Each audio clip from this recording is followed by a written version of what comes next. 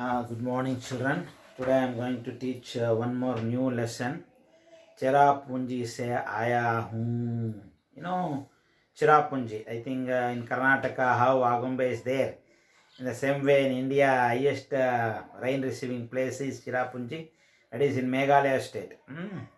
Okay, one of the poet Pradeep Pant, he went there.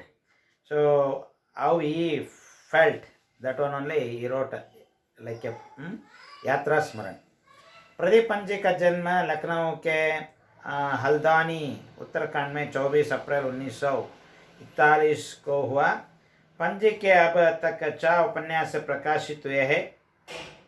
Pant ji के कन्नड़ में अनुदित कहानियां का संकलन न्याय ಮತ್ತು इतर कथೆಗಳು शीर्षक से प्रकाशित है।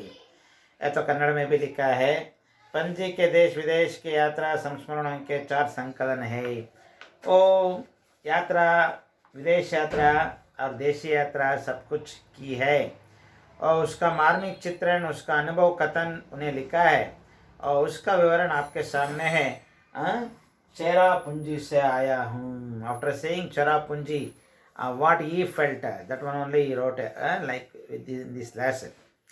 पंडित जवाहरलाल नेहरू पर उत्कृष्ट लेखन के लिए पंत जी को जर्नलिस्ट वेलफेयर फाउंडेशन का यूरोप भ्रमण पुरस्कार, उत्तर प्रदेश हिंदी संस्थान का प्रेमचंद अनुशासन पुरस्कार, हिंदी अकादमी द्वारा 2 बार साहित्यिक कृति पुरस्कार प्राप्त है। साहित्यकार सम्मान, उत्कृष्ट व्यंग्य लेखन के लिए हिंदी भवन नई दिल्ली का व्यंग्यश्री सम्मान भी प्राप्त हुए हैं। अब तो जिंदा है, मतलब इन्होंने जो जो पुरस्कार पाए हैं उसका चित्रण यहाँ दिया है, आप याद रखना चाहिए। और पाठ का आशय, यात्रा से प्रादेशिक ज्ञान प्राप्त होता है। एक कन्नड़ में एक स्लोगन है, मतलब क्या है, देश सुत्ती नोडु कोश ओदी नोडु। दैट मीन्स देश को पूरा घूमो तुम और कोश को पढ़ो, ऐसा। यात्रा से प्रादेशिक ज्ञान प्राप्त होता है। लोगों के रहन सहन, प्राकृतिक दृश्यों का सौंदर्य आदि का प्रत्यक्ष अनुभव मिलता है। इस पाठ द्वारा छात्र चेरापूंजी का परिचय प्राप्त कर सकते हैं। हमने नहीं देखा चेरापूंजी कैसे रहता है, आप तो आसान है देखने के लिए। वीडियो क्लिपिंग आप घर में ही बैठकर देख लीजिए।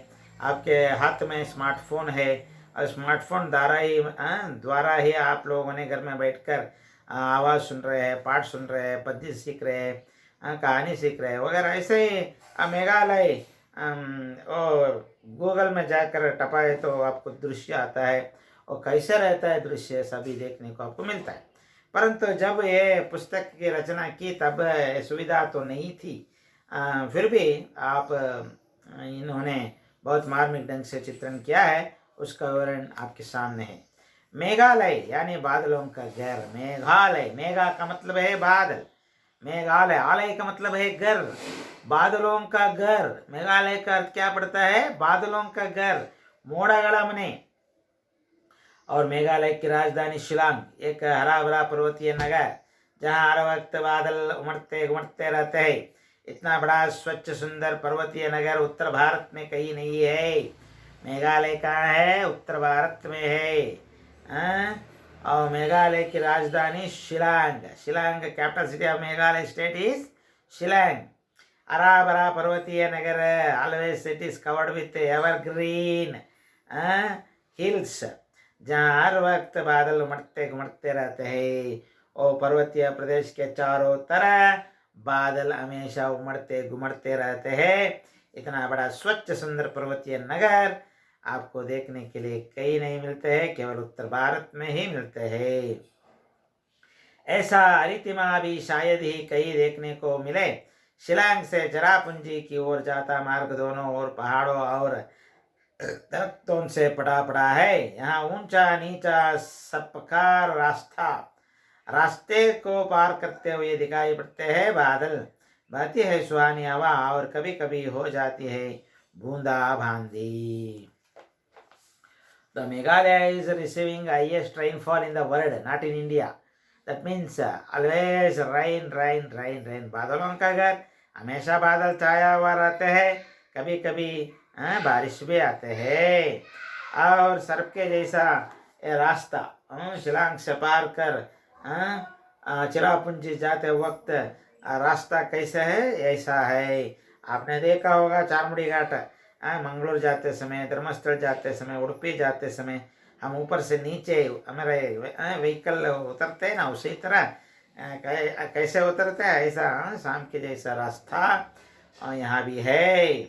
और सुहानी हवा और कभी कभी हो जाती है बूंदा बांदी। हमारी जीप शिलांग से 53 किलोमीटर दूर चिरापुंजी की ओर बढ़ रही है। मैं सफ़र शिलांग से मेघालय किसमें सफ़र कर रही हूँ? जीप में। 53 किलोमीटर फार फ्रॉम शिलांग। मेरे साथ राज्य के एक अधिकारी श्री संगमा और उनके 2 दोस्त बैठे हैं मेरे साथ। मेरा माने क्या है, प्रदीप पंत, ये पाठ लिखने वाला लेखक। और प्रदीप पंत शिलांग से मेघालय सफ़र करने के लिए किस में जा रहे हैं? जीप में। उसके साथ संगमा नामक अधिकारी है, राज्य स्तर के अधिकारी, और उसके साथ 2 दोस्त भी बैठे हैं। मैं जीप की खिड़की बंद करते हुए संगमा से पूछता हूँ, क्या साल भर यहाँ वर्षा होती रहती है? आज कड़ा Sangma, what sir, through the year also rain is coming, that fellow told me. जी हाँ। संगमा कहते हैं, आपको जानकर ताज्जुब होगा कि मेघालय में खपत से ज़्यादा पन बिजली का उत्पादन होता है। आपको मतलब क्या है? ताज्जुब का मतलब है आश्चर्य। यह बात सुनकर आपको आश्चर्य होगा। कितना बिजली चाहिए? उतना बिजली मतलब क्या है? Electricity is preparing. Meghalaya state के लिए कितना इलेक्ट्रिसिटी चाहिए, उससे भी ज़्यादा उत्पादन यहाँ करते हैं। क्यों? पानी के वजह से। Hydel power, you know very well. Hydel पाइडल मतलब जल से द्वारा जो शक्ति उत्पादन करते हैं उसको जल शक्ति कहते हैं। मैं सचमुच आश्चर्य से पूछा, ऐसा? संगमा कहते हैं, वैसे यदि यहाँ सभी गांव बिजली से जगमग उठे। हाँ सर, बिजली बहुत सस्ते में मिलते हैं हाँ, इसलिए हर गांव बिजली से चमकते रहते हैं। तो भी अतिरिक्त बिजली का उत्पादन होता रहेगा। How much electricity is needed? More than that we are preparing. Even we are sending electricity to other states also. हम पहाड़ों का निहारते हुए आगे बढ़ रहे हैं। सड़क के उस पार पहाड़ी कोरे से घिरी हुई है। 3 पर्वतीय अंचलों में बंटा हुआ है मेघालय। काशी पर्वत, गोरो पर्वत और जयंतिया पर्वत से Meghalaya is distributing with 3 hills. First one Kashi पर्वत, दूसरा गारो पर्वत और जयंतिया पर्वत। ये तीनों पर्वतों में मेघालय बंटा हुआ है। और इन्हीं 3 पर्वतीय अंचलों से बने हैं 5 जिले। और मेघालय स्टेट में ओनली 5 डिस्ट्रिक्ट्स आर देयर। हर अंचल की अपनी अलग संस्कृति है, रीति रिवाज है, पर्व उत्सव है, लेकिन हर कहीं पारिवारिक व्यवस्था मात्र सत्तात्मक है। भूमि धन संपत्ति सब माँ से बेटी को मिलती है। देखो 3 भिन्न भिन्न पहाड़ों में मेघालय स्टेट बंटा हुआ है। यहाँ का रीति रिवाज भी थोड़ा भिन्न है। पर्व मतलब क्या है, संस्कृति, रीति रिवाज ये सब भिन्न है, उत्सव भी भिन्न है। परंतु one kind of families only we are noticing here, matriarchy family. I think you are all studied in the social science.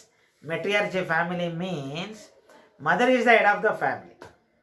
In Meghalaya, mother only head of the family. She only look after the family. Patriarchy family means father is the head of the family. But here matriarchy family is only you are noticing. मात्र सत्तात्मक पारिवारिक व्यवस्था तो है। भूमि धन संपत्ति सब माँ से बेटी को मिलती है। और एक ज़माना था बेटी के लिए कुछ नहीं मिलता था। अब हमारे भारतीय सरकार ने कानून बना है कि सब या पुत्र हो या पुत्री हो, जो पैतृक संपत्ति है सभी को समान रूप से बंटवाना चाहिए। स्त्री का यहाँ वर्चस्व है। यहाँ अल्सास गुवाहाटी से मेघालय की सीमा में घुसने के साथ ही उन्हें लगता है तमाम दुकानों पर स्त्रियां सौदा बेचती और बेचक बतियाती दिखाई देती है। यहाँ स्त्रियों का वर्चस्व ज़्यादा है। यह अहसास गुवाहाटी मेघालय की सीमा में घुसने के साथ ही होने लगता है। मतलब अनुभव में आता है। हमें कहाँ जाने से गुवाहाटी पहुँचते हमें अनुभव लाते हैं यहाँ स्त्री पुरुष से भी ज़्यादा वर्चस्वी है। तमाम दुकानों पर स्त्रियाँ सौदा बेचती है और दुकान पर बैठकर सौदा चीज़ें बेचने वाली भी औरत ही है और बेहची के बतियाती दिखाई देती है। शिलांग में भी उन्हें दुकानों पर बैठे देखा जा सकता है। गुवाहाटी तो हो गया और शिलांग पहुंचा। शिलांग में भी वही हालत है, हर दुकान पर औरत ही बैठी है, वही बैठकर चीज़ें बेच रही है। शायद यह स्थित पूर्वोत्तर के अन्य राज्यों में भी ऐसा ही है। मैंने पहले बोला मेघालय 5 जिलों में बंटा हुआ है। भले ही वहाँ मातृसत्तात्मक परिवार व्यवस्था ना हो, कुछ साल पहले मणिपुर की राजधानी इम्फाल में भी यही सब देखा था। स्त्रियों का पूरा बाजार ही है। मणिपुर और एक स्टेट, वहाँ पर भी ऐसा ही हाल है। लेखक ने मातृसत्तात्मक व्यवस्था वहाँ भी देखा है। और स्त्रियों का पूरा बाजार ही है वहाँ, जिसे माइती बाजार कहते हैं। मणिपुर में भी ऐसी एक स्त्रियाँ दुकान पर बैठकर बेचने वाले दुकान है। ऐसे भी दुकानों को कुल मिलाकर मायकी बाजार कहते हैं। माइती बाजार यानी माँ का बाजार, मतलब औरत बैठकर चीज़ें बेचने की वजह से इसको माँ का बाजार कहते हैं। दिन भर सामान की बिक्री कर शाम को अपने अपने घर लौटती है।